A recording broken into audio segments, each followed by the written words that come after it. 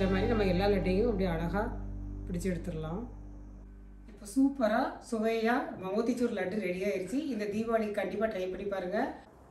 Welcome to பிரியாவின் மனதை தொட்ட சமையல். அனைவருக்கும் இனிய தீபாவளி நல்வாழ்த்துக்கள். இந்த தீபாவளிக்கு நமக்கு எல்லோருக்கும் பிடிச்ச லட்டு தாங்க பார்க்க போகிறோம். மோத்திச்சூர் லட்டு ரொம்ப சுவையாக டேஸ்ட்டாக எப்படி செய்யுதுன்னு சொல்லி நம்ம பார்க்கலாம். இதை நீங்கள் இந்த தீபாவளிக்கு கண்டிப்பாக வீட்டில் ட்ரை பண்ணி பாருங்கள். உங்களுக்கு பிடிக்காமலே இருக்காது.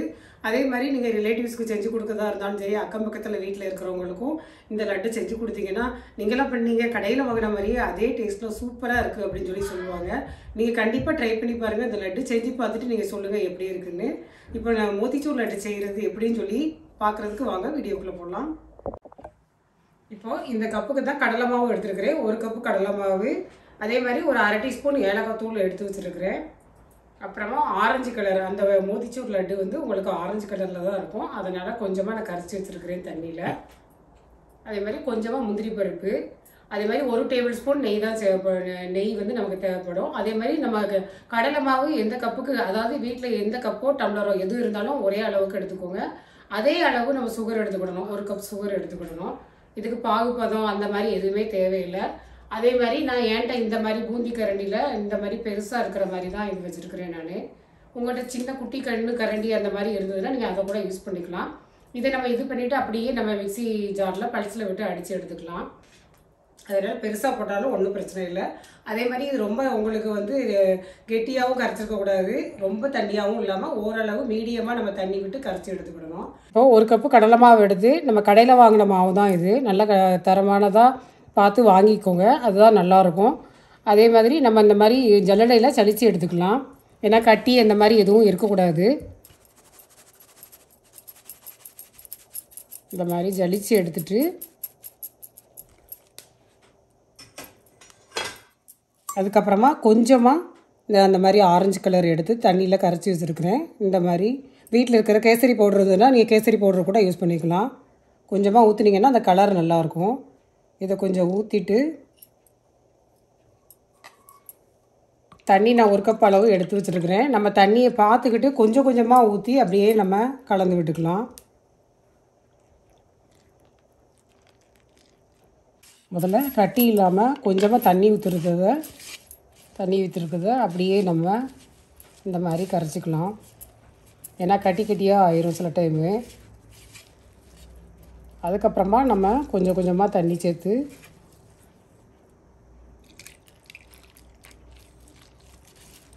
அப்படியே கரைச்சி விட்டுக்கலாம். இந்த மாதிரி கட்டி இல்லாமல் நான் இந்த அளவுக்கு நம்ம தண்ணியாக கரைச்சி வச்சுருக்கணும்.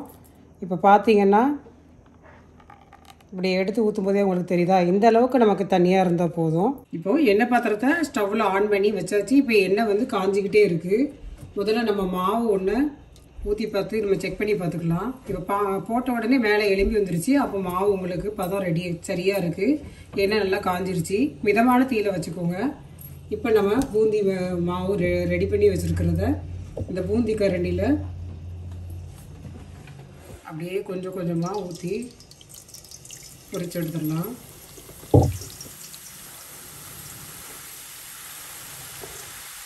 இதுக்கு நமக்கு ஷேப் எல்லாம் முக்கியம் கிடையாது.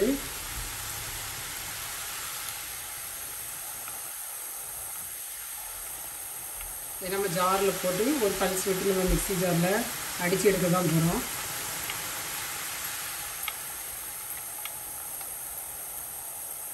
போட்டு ஒரு 30 செகண்ட் இருந்தால் போதும்.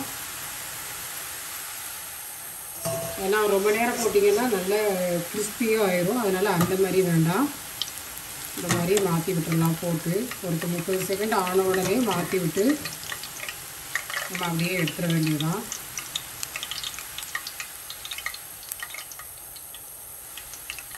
இந்த மாதிரி கரண்டி இருந்ததுன்னா எடுத்துக்கலாம். இல்லைன்னா எண்ணெய் கரண்டி ஏதாவது வீட்டில் இருக்கிறத அந்த கண்ணு கரண்டி இருந்தால் கூட நம்ம அதில் கூட நம்ம எடுத்துடலாம். இப்போ எல்லா பக்கமும் அப்படியே ஒரு தடவை 2 பக்கமும் மாற்றி போட்டாச்சு. இப்போ எண்ணெயிலேருந்து இதை அப்படியே எடுத்துட வேண்டியதான். எண்ணெயை நல்லா வடிச்சிட்டு அப்படியே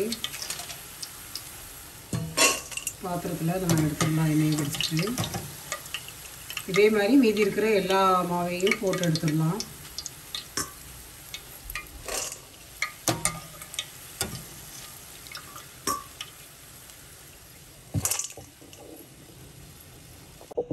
இந்த மாதிரி பூந்தி கரண்டியை ஒவ்வொரு தடவையும் நம்ம நல்லா ஒரு டிஷ்யூ பேப்பர் வச்சு இப்படி 2 பக்கமும் முன்னாடியும் பின்னாடியும் நம்ம தொடச்சி எடுத்துடணும். ஏன்னா இல்லாட்டி அந்த அந்த ஓட்டையாக இருக்கிறதுல போய் உங்களுக்கு அந்த மாவு போய் அப்படியே அடைச்சிக்கும். இப்போ ஒரு ஷிஃப்ட்டு போட்டாச்சு. இப்போ அடுத்த ஷிஃப்ட்டு நான் இப்போ மாவை இதே மாதிரி வச்சுக்கிட்டு நம்ம இப்படி போட்டிங்கன்னா அதுவே நல்லா அழகாக விழுது. பார்த்தீங்களா? லைட்டாக அப்படி தேய்ச்சி விட்டுக்கலாம். எல்லா பக்கமும் படுற மாதிரி நம்ம அப்படியே தேய்ச்சி விட்டிங்கன்னா அதுவே விழுந்துடும். சும்மா வால் மாதிரி அந்த மாதிரிலாம் விழுந்துது, இல்லை உங்களுக்கு அந்த மாதிரி எதுவும் ஆயிடுச்சு அப்படின்னு சொல்லி நீங்கள் நினச்சிங்கன்னா அதெல்லாம் ஒன்றும் பிரச்சனையே கிடையாது. நம்ம 2 பக்கமும் மாற்றி போட்டு ஒரு அப்படியே எடுத்துட வேண்டியதுதான்.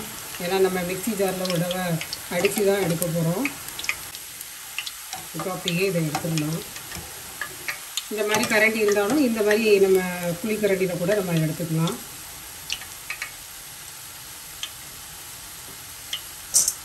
இப்படியே எடுத்துக்கலாம். அதே மாதிரி நம்மகிட்ட இந்த மாதிரி எண்ணெயை நல்லா வடித்து எடுக்கிறதுக்கு இந்த கரண்டி இருந்தாலும் இதையும் நம்ம யூஸ் பண்ணிக்கலாம். இதெல்லாம் நமக்கு ஈஸியாக இருக்கும். நம்ம வீட்டில் எது இருக்குதோ அதை வச்சு கூட நம்ம யூஸ் பண்ணிக்கலாம்.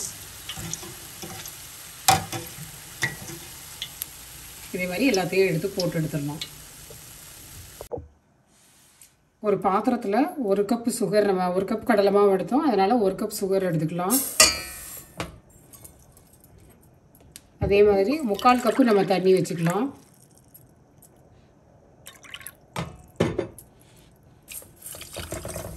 இதுக்கு கம்பி பதம் அந்த மாதிரி எதுவும் தேவையில்லை. ஸ்டவ்வை ஆன் பண்ணி உங்களுக்கு நல்லா இது சுகர் கரைஞ்சி அதுக்கப்புறமா ஒரு 5 நிமிஷம் இருந்தால் போதும். 2-3 நிமிஷத்துலேருந்து ஒரு 5 நிமிஷம் வச்சுக்கலாம். இப்போ இதை நல்லா கரைஞ்சி வரட்டும். இப்போது நான் ஆரஞ்சு கலர் கலந்து தண்ணியில் கரைச்சி வச்சுருக்கிறேன். இதை அப்படியே நம்ம இந்த சுகர் சிரப்பில் ஆட் பண்ணிக்கலாம். அப்படின்னா நம்ம கடையில் கிடைக்கிற மாதிரி அதே கலர் கிடைக்கும். இப்போ 5 மினிட்ஸ் ஆயிடுச்சு. இப்போ நம்ம ஸ்டவ்வை ஆஃப் பண்ணிடலாம்.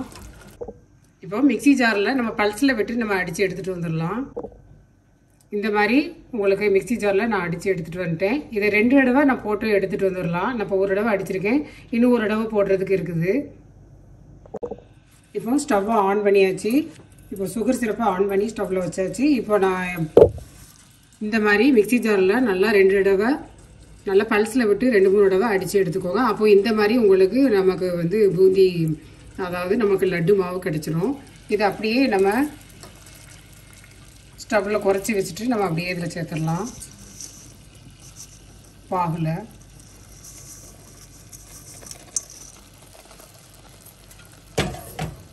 சேர்த்து இது எல்லாமே நல்லா அப்சர்வ் ஆகி வரணும்.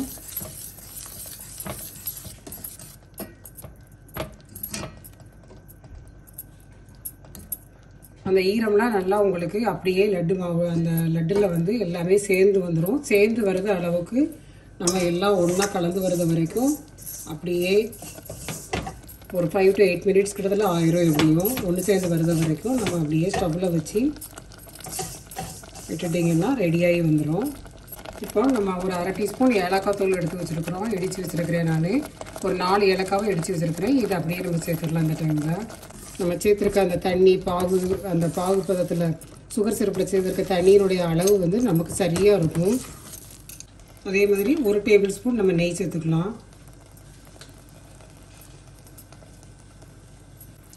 அவ்வளோதான். நம்ம சேர்த்து வச்சுருக்கிற சுகர் சிரப்பு எல்லாமே நல்லா அப்படியே எல்லாமே ஒன்று சேர்ந்து வந்துடுச்சு. இப்போ நம்ம ஸ்டவ்வை ஆஃப் பண்ணிடலாம். இப்போ முந்திரி பருப்பு ஒரு 10 முந்திரி பருப்பு உடச்சி வச்சுருக்கிறேன். அதை இந்த டைமில் அப்படியே நெய்லெலாம் வறுக்கலாம், அப்படியே நம்ம சேர்த்துக்கலாம். அப்படியே கலந்தும் விட்டுடலாம். இப்போ நான் ஸ்டவ்வை ஆஃப் பண்ணிட்டேன். இது இப்போ சூடாக இருக்குது. சூடாக இருக்கும்போது நம்மளால் பிடிக்கவும் முடியாது, பிடிக்கவும் வராது. அதனால் நமக்கு ஆறட்டும். இப்போ நம்ம லட்டுக்கு வந்து மாவு ரெடி பண்ணி வச்சுருக்கிறது எல்லாம் ஆறிடுச்சு. இப்போ நான் கையில் 2 கையிலையும் நம்ம கொஞ்சமாக நெய் தடவிட்டு அப்புறமா நம்ம பிடிச்சி எடுத்துடலாம். நமக்கு எந்த அளவுக்கு ரவுண்ட் ஷேப் உங்களுக்கு வேணுமோ அந்த அளவுக்கு நம்ம எடுத்து இப்படி அழகாக பிடிச்சிங்கன்னா சூப்பராக பார்த்தீங்களா எவ்வளோ அழகாக இருக்குது. நம்ம ஆரஞ்சு கலர் சேர்த்துருக்கிறதுனால நல்லாவும் இருக்குது, பார்க்க நல்லாயிருக்கும். இந்த மாதிரி நம்ம எல்லா லட்டையும் அப்படி அழகாக பிடிச்சி எடுத்துடலாம். ரொம்ப ஈஸியும் கூட உங்களுக்கு, ஏன்னா ஒரு கப் மாவு தான் எடுத்துருக்கோம். உங்களுக்கு அளவு வேணால் இதை விட உங்களுக்கு டபுளாக வேணால் இதே மாதிரி நீங்கள் டபுளாக அப்படியே சேர்த்துக்கோங்க. சுகர் இல்லை அதிகமாக இருக்குது அப்படின்னு சொன்னால் நீங்கள் வந்து 2 கப் எடுத்திங்கன்னா 1.5 கப்பு நீங்கள் எடுத்துக்கோங்க. 1.5 கப்புலேருந்து 1.25 கப்பு எடுத்திங்கன்னா ரொம்ப சரியாக இருக்கும். இது என் கிட்ஸ் சாப்பிட்டு பார்த்துட்டு இனிப்பு லட்டு சூப்பராக இருக்குது, ஆனால் கொஞ்சம் இனிப்பாக இருக்குன்னு சொல்லி சொன்னாங்க. இப்படி இதே மாதிரி எல்லா லட்டையும் நம்ம பிடிச்சி எடுத்துடலாம். இப்போ சூப்பராக சுவையாக மோத்திச்சூர் லட்டு ரெடி ஆயிடுச்சு. இந்த தீபாவளிக்கு கண்டிப்பாக ட்ரை பண்ணி பாருங்கள். இந்த வீடியோ பிடிச்சிருக்குன்னு நினைக்கிறேன். பிடிச்சிருந்தா மறக்காமல் சேனலுக்கு சப்ஸ்கிரைப் பண்ணுங்கள், லைக் பண்ணுங்கள், அப்படியே கமெண்ட்ஸும் பண்ணுங்கள். நன்றி. உங்கள் இல்லங்களில் சமையல் மனம் வளரட்டும்.